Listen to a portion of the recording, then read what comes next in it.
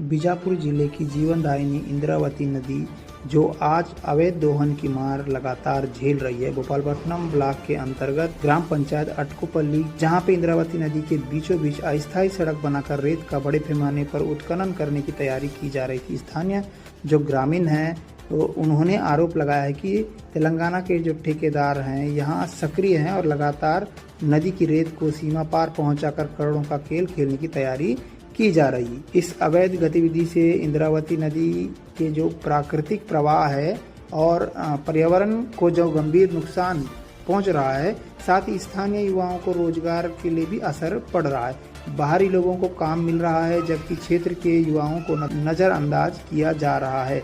सबसे बड़ा सवाल यह है कि नदी के बीच सड़क निर्माण और भारी मशीनों की आवाजाही आखिर प्रशासन की नज़र में कैसी बची रही? क्या यह सब कुछ प्रशासन की जानकारी में हो रहा था या फिर जिम्मेदारों ने आंखें मूंद रखी थी?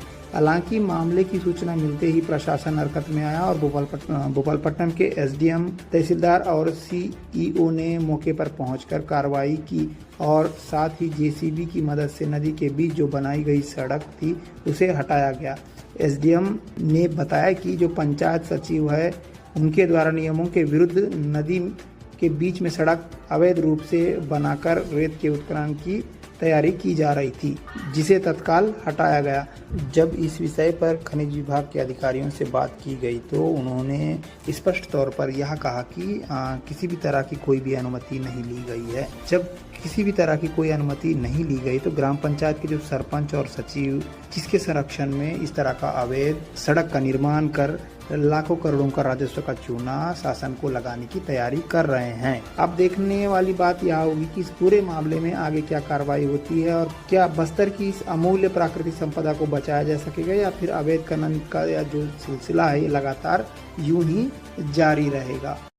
ग्राम पंचायत अटुकपल्ली के अंतर्गत आश्रित ग्राम है कोंडा मौसम के द्वारा जो है पूरे नदी में है ना रोड बनाकर जो है ना दूसरे स्थान पर ले जाने की प्लानिंग से यह रोड निर्मित किया गया है, जो गलत है। आज हम लोग तहसीलदार, सीओ और एसडीएम सभी उपस्थित होकर है ना उक्त बनाई गई रोड को है ना हटाने की कार्रवाई की जा रही है। सचिव का ही लापरवाही है, जो उनकी मिली भगत से ही बनाया गया है। ना शासन से प्रशासन से कोई स्वीकृति तो हुआ नहीं है रोड बनाने में।